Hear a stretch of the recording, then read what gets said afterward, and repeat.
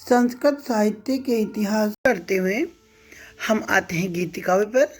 सबसे पहला प्रश्न, गीति काव्य किसे कहते हैं? उत्तर है, जिन पदों या पद्यों को गाया जा सके वह गीति काव्य कहलाता है।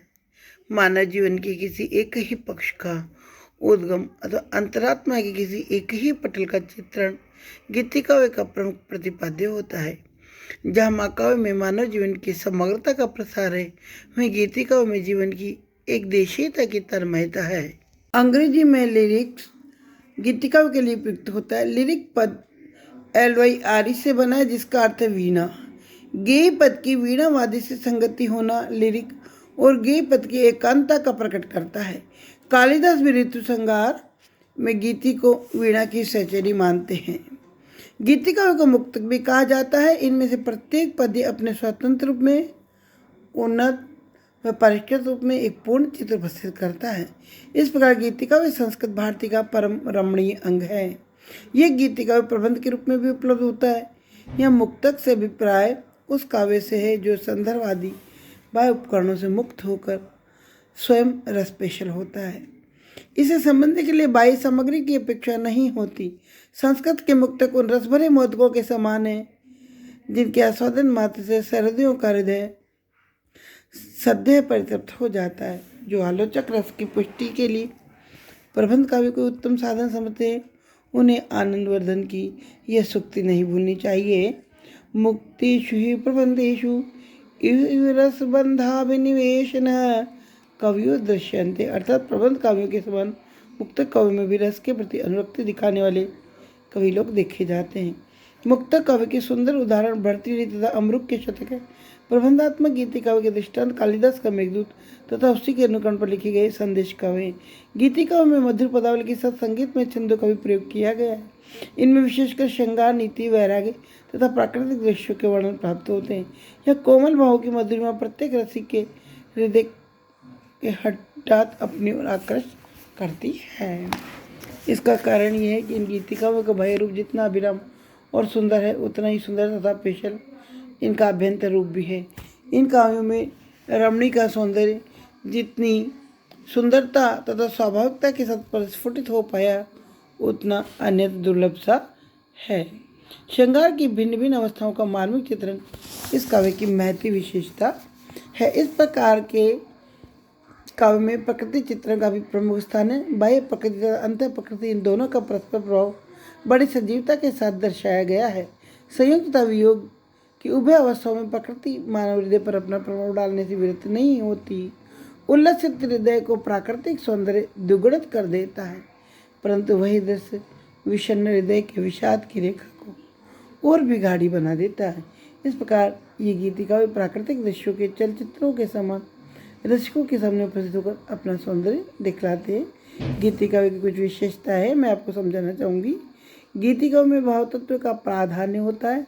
आंतरिक विशेषता और गानोचित छंदों का परिवेश बाह्य विशेषता है। काव्य का प्रथम प्रवेशनु रूप गीतात्मक है और गीत का छंदोबद्ध होना विशेष लक्षण है।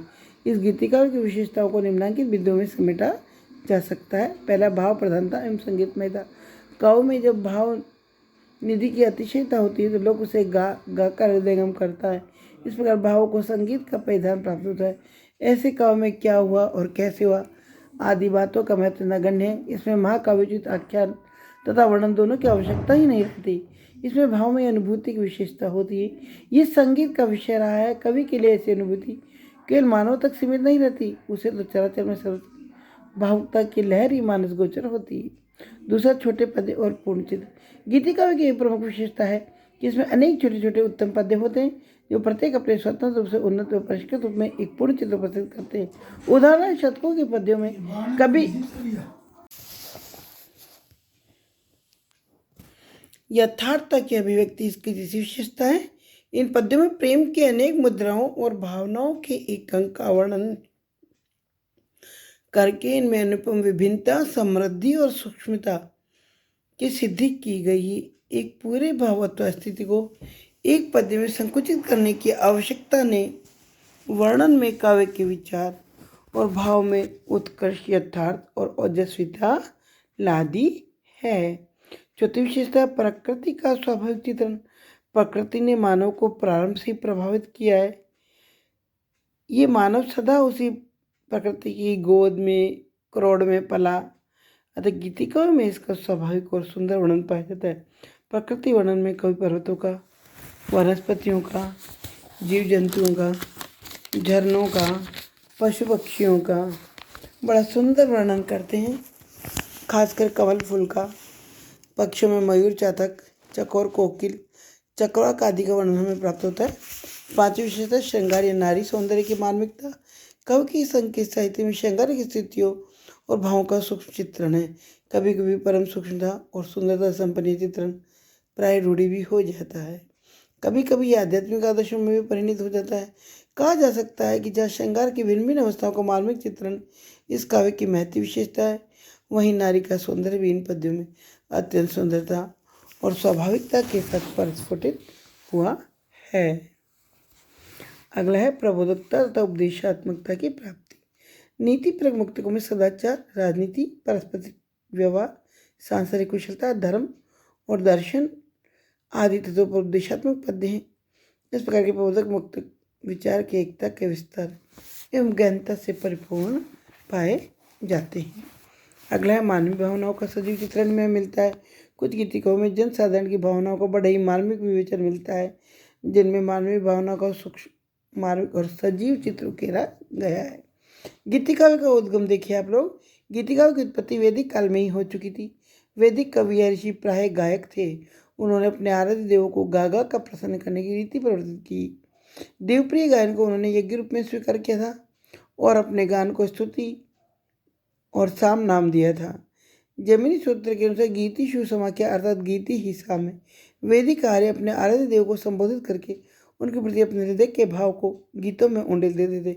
ऋग्वेद के सर्वोत्तम गीत भावुकता की दृष्टि से उषा विषय के, प्राची के क्षितिज पर स्वर्ण के समान अरुण छटा छिटकाने वाली उषा का साक्षात्कार करते समय कवि का हृदय इस कोमल चित्र में रम जाता है और वह उल्लासमय भाषा में गा उठता है।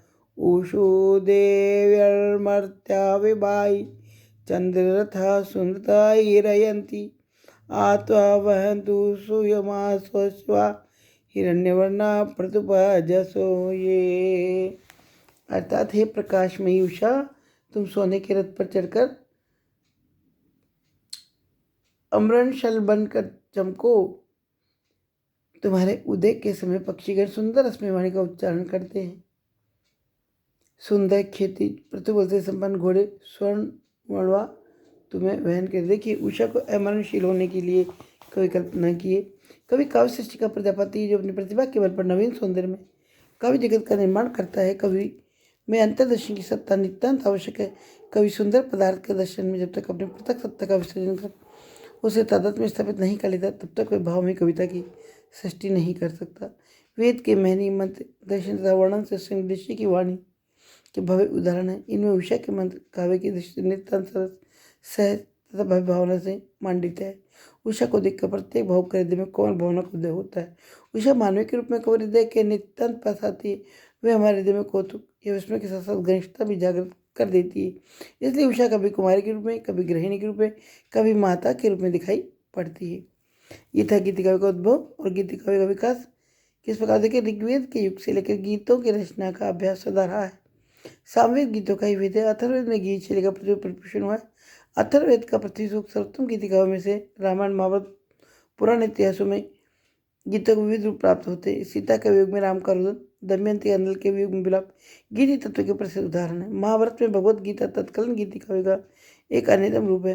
प्रथम सदी ईस्वी में अश्वघोष के महाकाव्य में गीति तत्व का श्रेष्ठतम रूप है। पति के वियोग में पत्नियों का विलाप इन गीतों का प्रधान विषय है। संस्कृत में गीतिकाव्य की कोई कोटि निर्धारित नहीं की गई। जिन जिन काव्यों को हम गीतिकाव्य के अंतर्गत रखते हैं उनको काव्यशास्त्र के पंडितों ने किसी अन्य कोटि में रखा है। मेघदूत को विश्वनाथ ने खंड काव्य के रूप में बताया। खंड काव्य भवेद काव्य से देशानुसार है। इसे संघात भी बताया गया है। यथा मेघदूतादि कवि रेख मर्दम वृत्ति ने के वर्णयति काव्य संघात ऐसा निगदित हो। वृंदावन में एक दूत आदि फिर भी प्रधान रूप से गाने के युग रचनाओं का प्रचलन था। कलन के अनुसार उनके रचयिता को नाम वाग्यकारी था। गीत माकर्णित यद्यपि तस्य वाग्यकारिण विपक्षैरपि पक्षमागर लोचद्वाष्पोद बिंदु भी। देखो राजतरंगिणी में कहा गया है ये, अर्थात वाग्यकारी यश के अर्जुन गीतों को सुनकर शत्रु भी अपने नयनों से अश्रुबिंदु गिराने लगते हैं थे। कालिदास ने गेय पद नामक विशेष काव्य का उल्लेख किया है जो वीणा पर गाया जाता है। उत्संगे वा मलिन वसने सौम्य निक्षिप्य वीणाम मदगोत्रंकम विरचित पदम गे मुदगातु कामा। इसी प्रकार कालिदास ने मेघदूत के दूसरा हिस्सा 60वें श्लोक में त्रिपुर विजय के गाए जाने का उल्लेख किया है। यह गायन देव प्रत्यय था। इस गीत के सत्यवाद्य का सामंजस्य अभिष्टा प्रतीत होता है कि वीर दसोजित कवि गायन था जिसमें श्रृंगार से कोई संबंध नहीं था। अब संस्कृत साहित्य की सुप्रसिद्ध गीतिकाव्यों का परिचय हम प्राप्त करेंगे। सबसे पहले हम कालिदास को लेते हैं।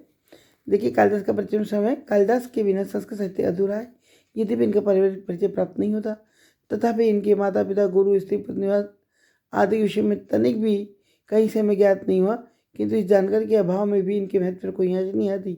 ये स्थिति इनके समय के विषय में साहित्य के विद्वानों तथा ऐतिहासिकों में कालिदास के काल के विषय में इतना अधिक मतभेद है कि इनकी सीमा 700 वर्ष की दीर्घ अवधि में फैली हुई। कुछ कालिदास को ईसा की 6ठी शताब्दी में अंगीकार करते हैं, तो अन्य मत है कि कालिदास ईस्वी पूर्व प्रथम शताब्दी में विक्रमादित्य के नवरत्नों में से एक थे।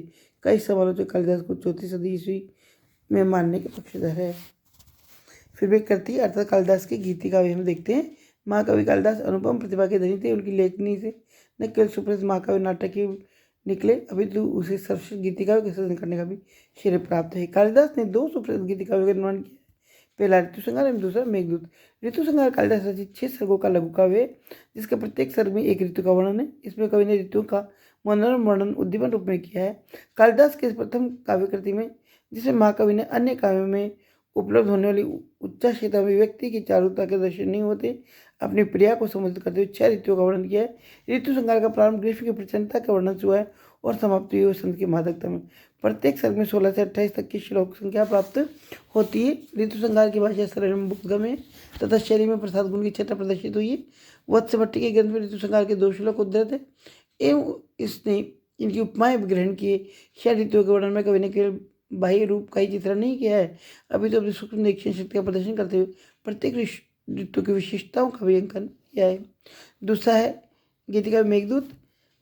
महाकवि कालिदास विरचित विश्व विश्व गीतिकाव्य या खंड काव्य है, जिसमें एक विरही यक्ष द्वारा अपनी प्रिया के पास बादल से संदेश प्रेषित किया गया है।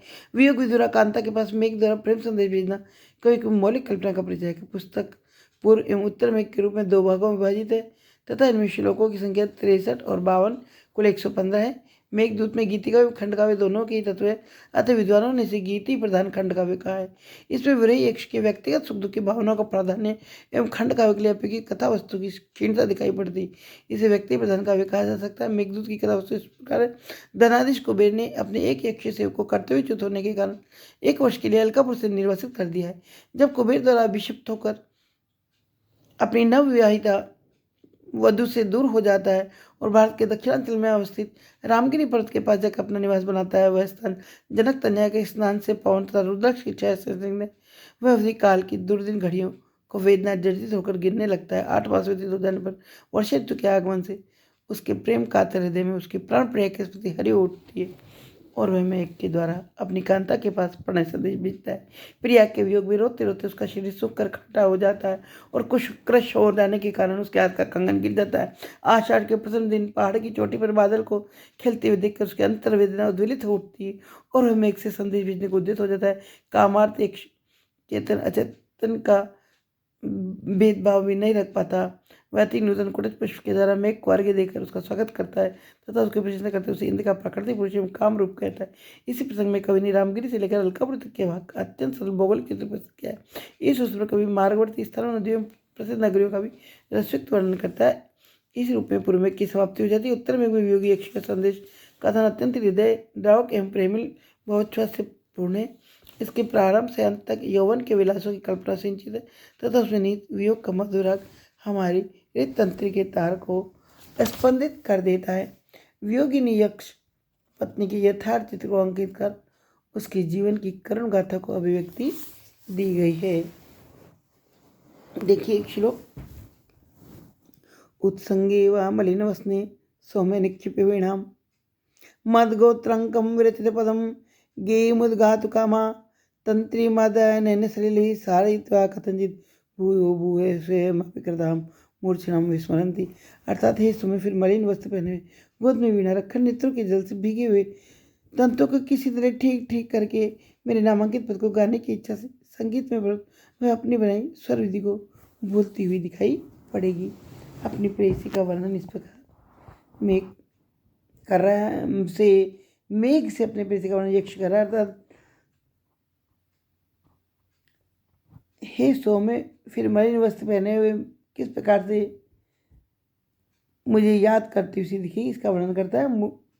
मूल्यांकन देखिए मेघदूत का यात्रावन अत्यंत सरस भारत वर्ष की प्राकृतिक चित्र का शोभन चित्र। मेघदूत भारत की देवमातिक भूमि श्रृंगार और आत्मा के चित्र की परिपूर्ण परिभाषा है। इसमें तो मानव प्रकृति ने स्वयं अपनी पूरी कथा भर दी। पूर्व मेघ के माध्यम से महाकवि कालिदास ने भारत की प्राकृतिक चित्र का विराम वर्णन कर बाह्य प्रकृति के सौंदर्य एवं कमनीय तथा मनोरम चित्र खचित किया है। मेघ की यात्रा चित्रकूट से आरंभ होती है। मार्ग में जय जय पर्वत मिले, वहाँ वह विश्राम करता हुआ जल प्रपातों के जल का पान कराता हुआ वह माला भूमि हिमामकुट पर्वत को लांघता हुआ आगे बढ़ता है। मेघ तुरंत ज्योति हुई भूमि पर जल बरसने की निकली हुई सौंधी गंध को ग्रहण करके आगे की ओर प्रस्थान करता है और तामकुट के लता कुंजों को पार कर विंध्याचल के चंचल में प्रवाहित होने वाली रेवा नदी को पार करता है।